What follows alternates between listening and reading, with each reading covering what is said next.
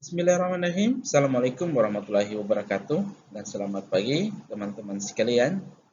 Ini adalah video untuk mata kuliah organisasi dan manajemen. Nah, pada kesempatan kali ini saya akan menjelaskan mengenai pengertian penggerakan, kemudian syarat melakukan penggerakan, dan masih ada lagi. Nah, untuk teman-teman sekalian mohon disimak video ini karena video ini dijelaskan secara singkat. Oke, pertama akan kita bahas pada video ini adalah lakukan penggerakan. Oke, pada slide ini kita akan membahas yang pertama ada pengertian, kemudian ada tujuan penggerakan, kemudian ada fungsi penggerakan, kemudian ada unsur organisasi, kemudian ada faktor pendukung, dan yang terakhir yang akan kita bahas adalah teknik penggerakan. Baik, kita akan bahas satu persatu. Yang pertama, kita akan bahas mengenai pengertian. Nah, pengertian dari penggerakan adalah kegiatan yang dilakukan oleh pemimpin untuk menggerakkan, kemudian membimbing dan mengatur segala kegiatan yang telah diberikan tugas dalam melaksanakan suatu kegiatan. Nah, jadi tugas dari pemimpin itu adalah melakukan penggerakan. Kemudian selain melakukan penggerakan, pemimpin juga harus memberikan bimbingan, kemudian mengatur segala kegiatan yang telah diberikan tugas. Ini pengertian dari penggerakan.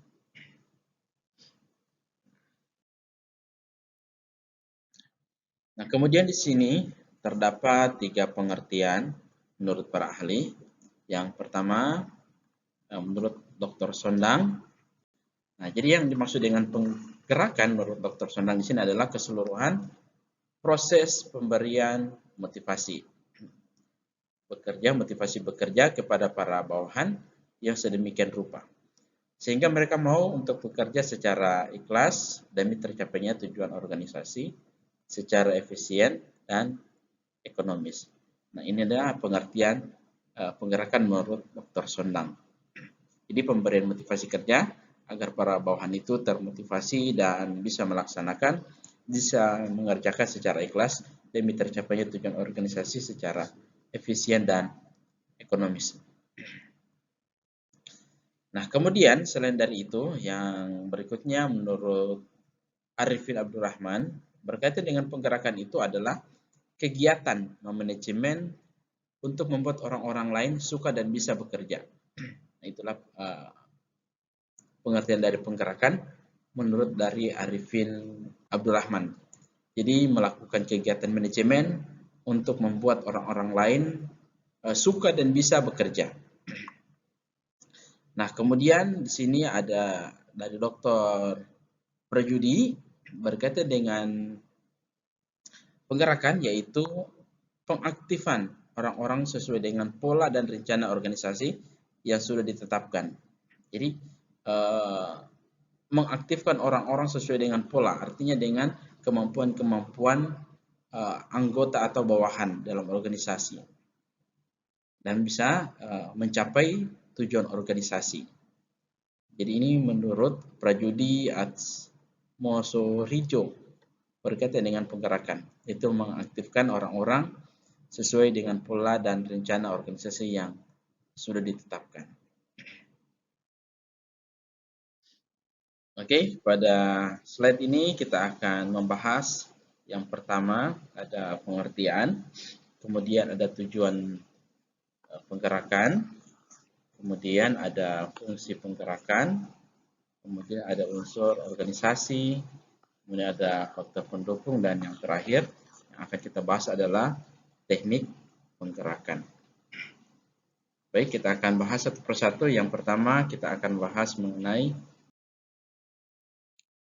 Nah, kemudian selain dari itu ada juga berkaitan dengan tujuan penggerakan.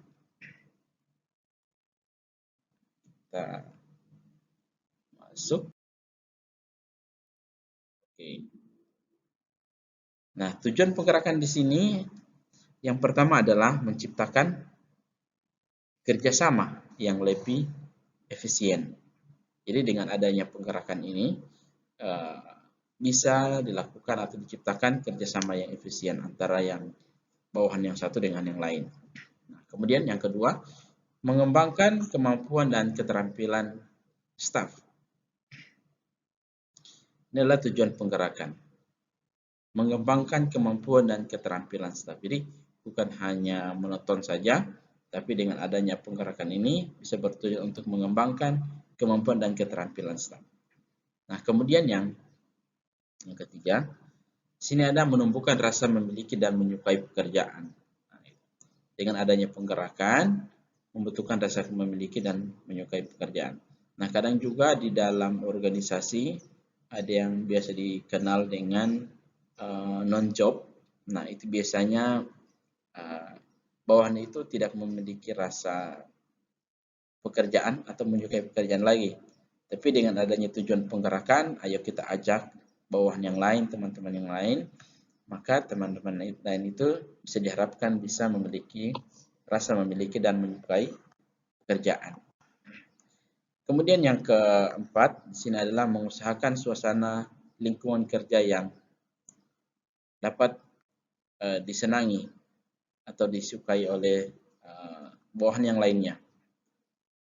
Dengan adanya tujuan pergerakan ini, bisa membuat pekerjaan atau lingkungan pekerjaan itu bisa nyaman dan disukai oleh teman-teman yang lain atau bawahan yang lain. Nah, kemudian yang berikutnya adalah meningkatkan motivasi dan prestasi kerja staf, membuat organisasi berkembang lebih dinamis. Nah, ini menyambung dengan yang nomor 4 tadi, itu berkaitan dengan suasana lingkungan kerja. Nah, ini bisa juga meningkatkan motivasi dan prestasi kerja staf, membuat organisasi berkembang lebih dinamis. Nah, tentunya dengan tujuan penggerakan ini bisa memajukan atau mengembangkan dan bisa berkembang juga organisasinya.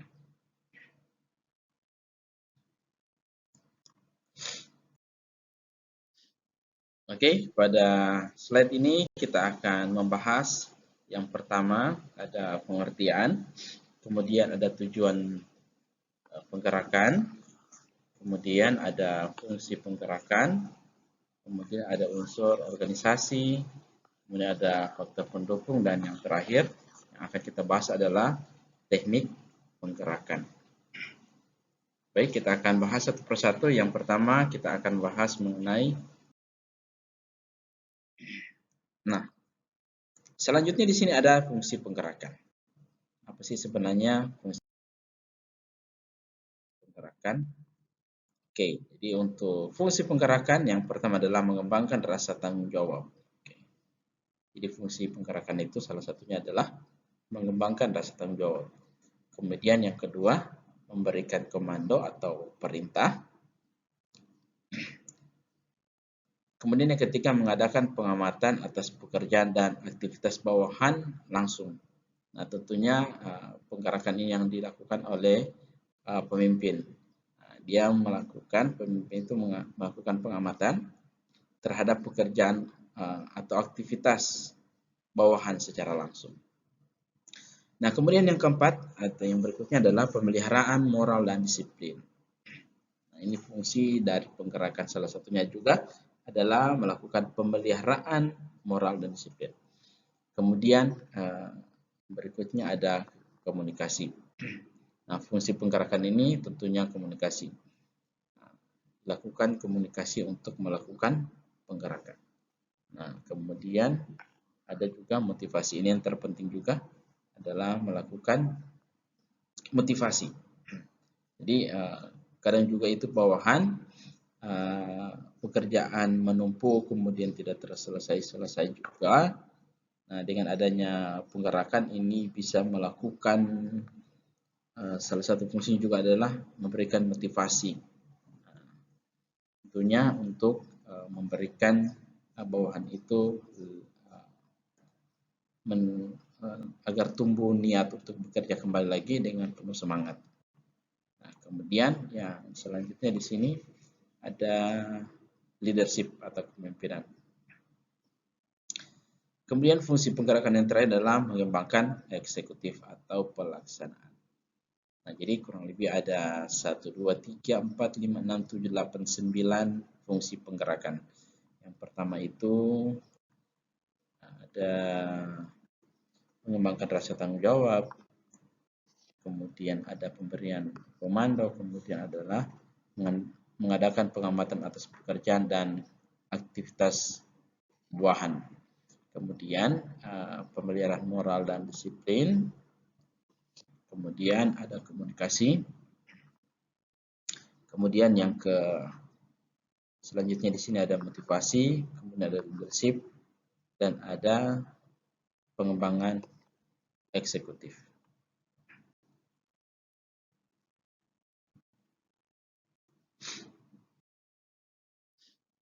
Oke, pada slide ini kita akan membahas yang pertama ada pengertian, kemudian ada tujuan penggerakan, kemudian ada fungsi penggerakan, kemudian ada unsur organisasi, kemudian ada faktor pendukung, dan yang terakhir yang akan kita bahas adalah teknik penggerakan. Baik, kita akan bahas satu persatu. Yang pertama kita akan bahas mengenai Nah, selanjutnya di sini ada unsur-unsur organisasi.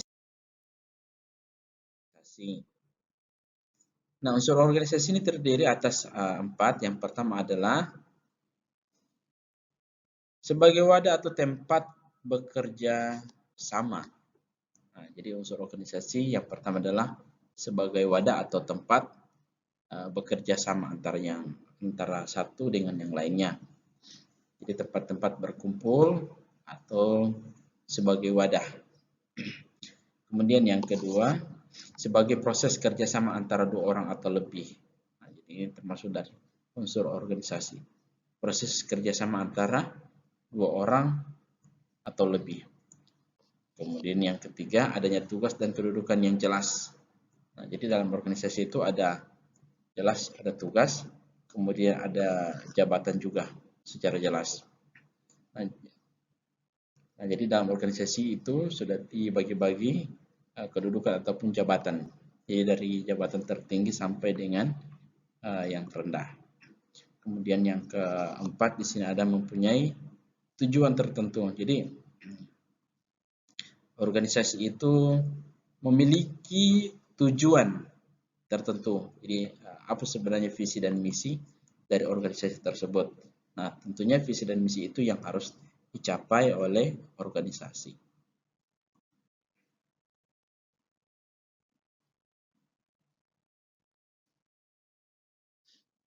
Oke, pada slide ini kita akan membahas yang pertama ada pengertian, kemudian ada tujuan penggerakan, kemudian ada fungsi penggerakan, kemudian ada unsur organisasi, kemudian ada faktor pendukung, dan yang terakhir yang akan kita bahas adalah teknik penggerakan.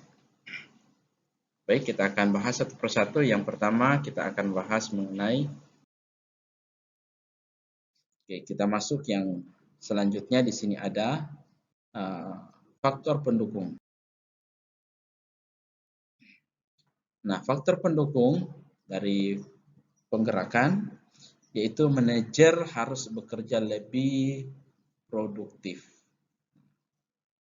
Jadi manajer harus bekerja lebih produktif.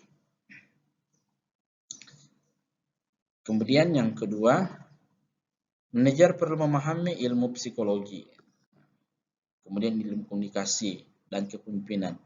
Nah, kenapa harus memahami mengenai ilmu psikologi? Sebab ada bawahan itu yang karakteristiknya yang berbeda.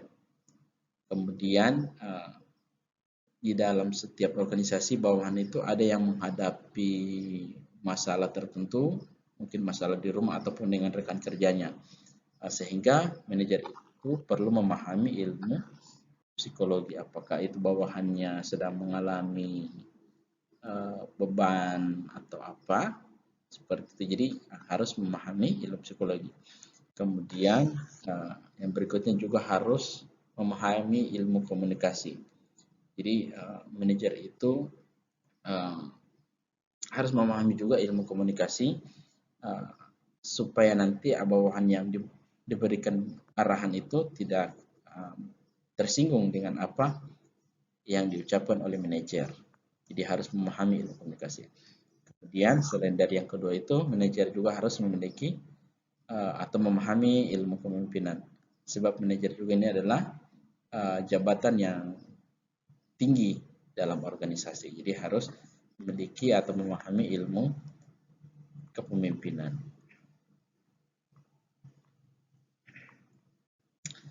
Kemudian yang selanjutnya, manajer harus mempunyai tekad untuk mencapai kemajuan dan peka terhadap lingkungan. Jadi prinsipnya manajer itu harus yang lebih aktif atau lebih produktif dibanding bawahan. Sebab kenapa? Karena untuk memajukan organisasi, manajer itu harus punya niat atau punya tekad yang kuat. Kemudian harus selalu peka terhadap lingkungan.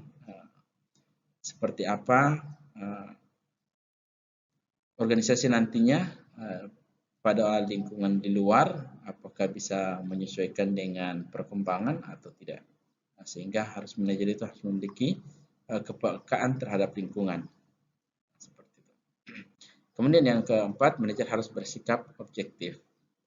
Jadi manajer juga ini harus bersikap objektif terhadap bawahan ataupun terhadap hal-hal lain agar nantinya tujuan organisasi ini bisa tercapai dengan baik.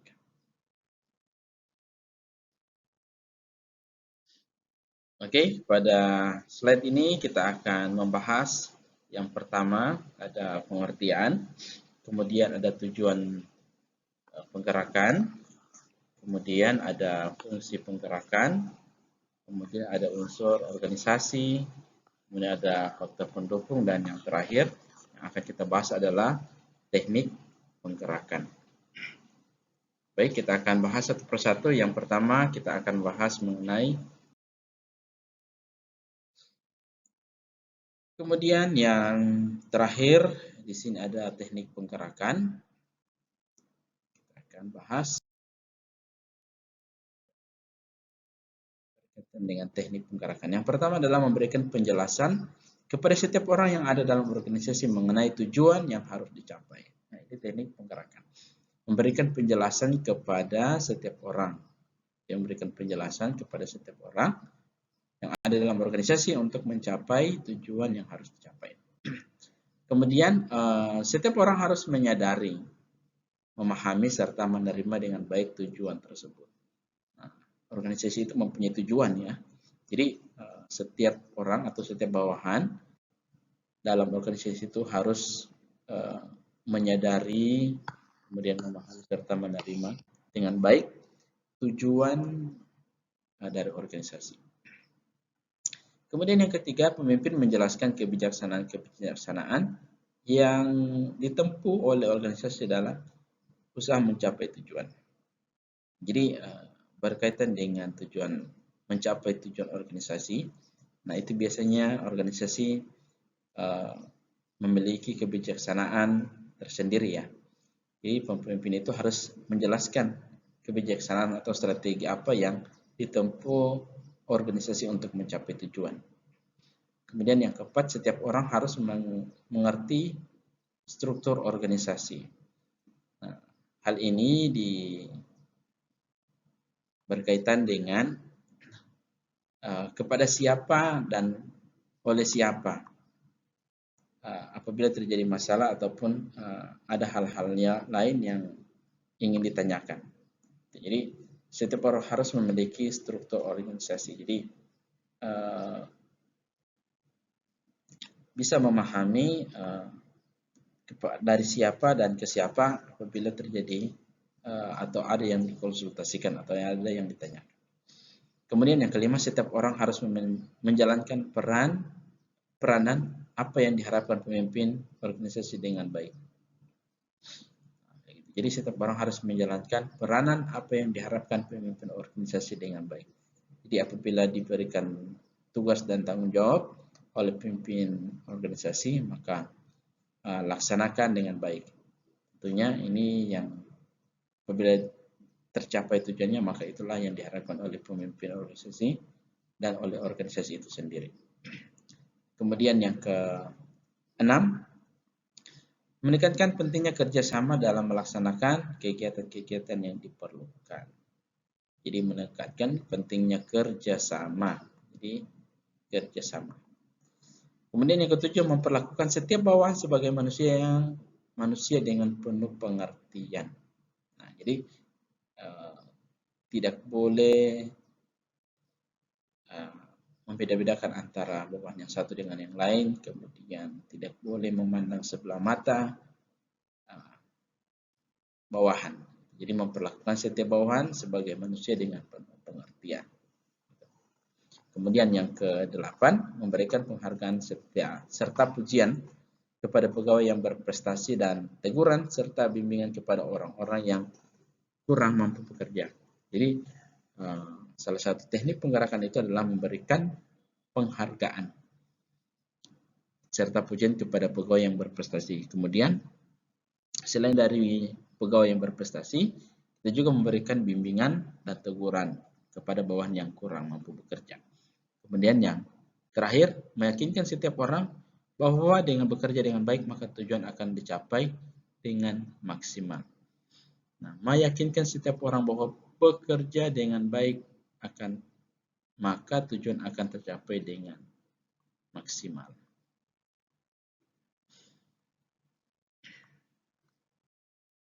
Baik, demikian penjelasan video mengenai pertemuan pada kesempatan kali ini. Lebih dan kurangnya mohon maaf. Jadi teman-teman untuk disimak videonya dengan baik-baik. Nanti kita akan sambung lagi pada pertemuan selanjutnya. Baik, demikian. Assalamualaikum warahmatullahi wabarakatuh. Oke, pada slide ini kita akan membahas yang pertama ada pengertian, kemudian ada tujuan penggerakan, kemudian ada fungsi penggerakan, kemudian ada unsur organisasi, kemudian ada faktor pendukung, dan yang terakhir yang akan kita bahas adalah teknik penggerakan. Baik, kita akan bahas satu persatu. Yang pertama kita akan bahas mengenai